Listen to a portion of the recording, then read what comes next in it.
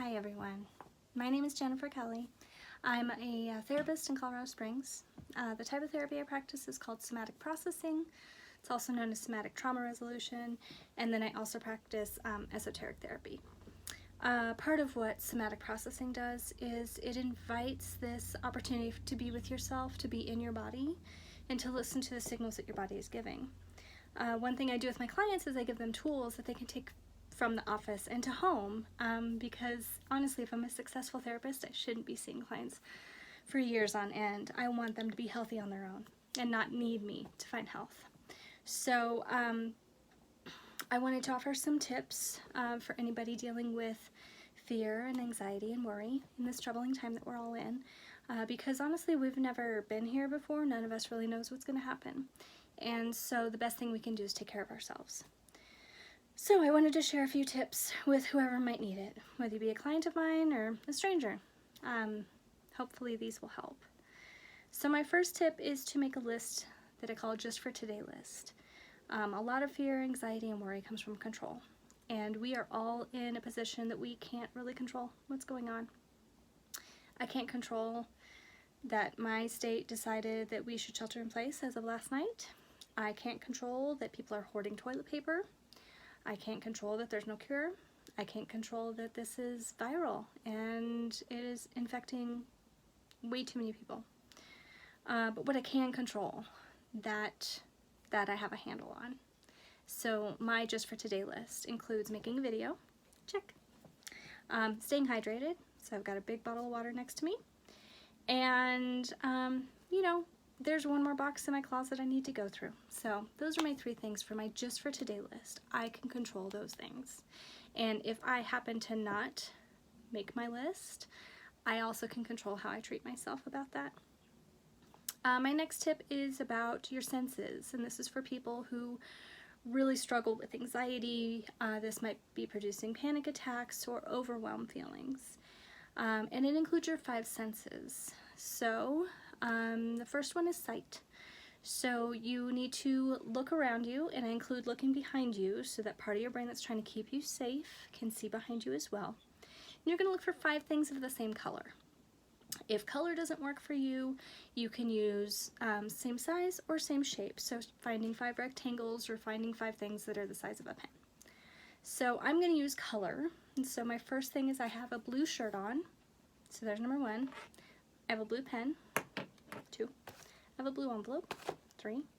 Certificate behind my camera has a blue notary stamp on it. 4.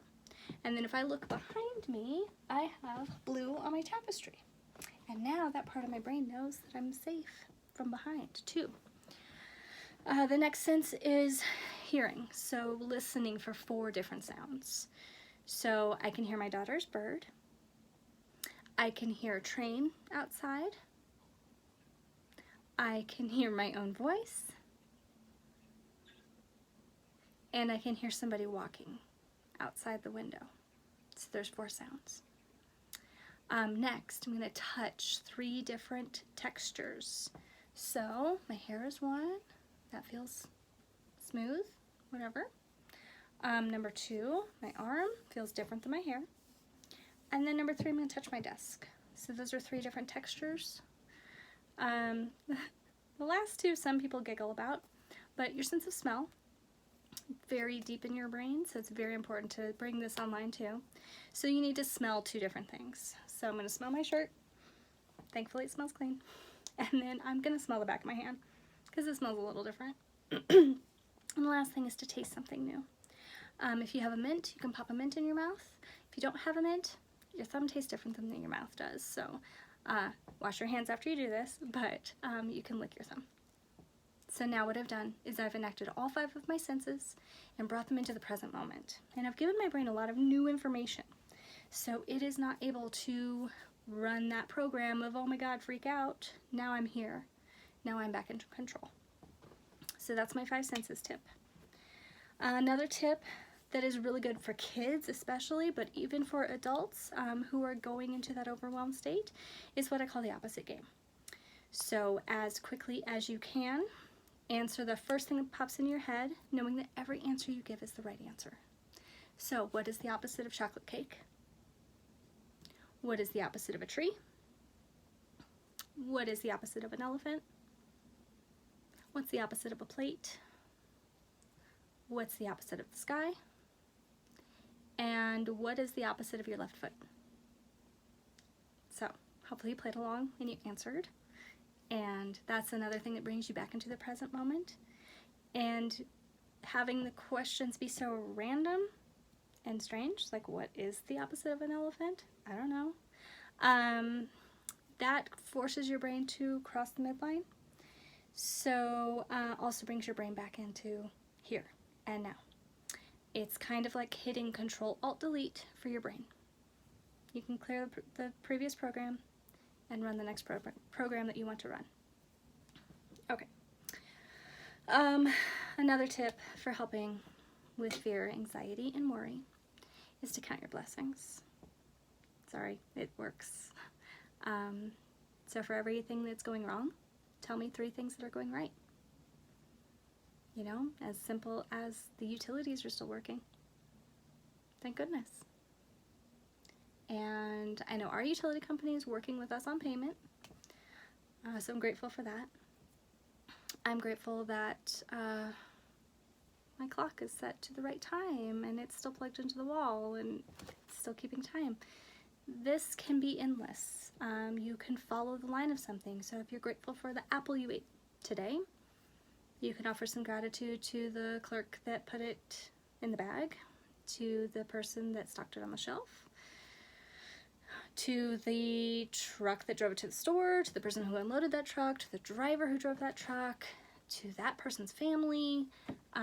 You can follow any of these lines all the way back to their origin, and that also helps, you know, bring you back into a good peaceful mind state instead of following the worry. Speaking of worry, I playfully call her, or him, the worry warrior. And this is a part of your brain that is working diligently to keep you safe. That's why sometimes after you have an argument with somebody, you come up with the 15 great things you should have said.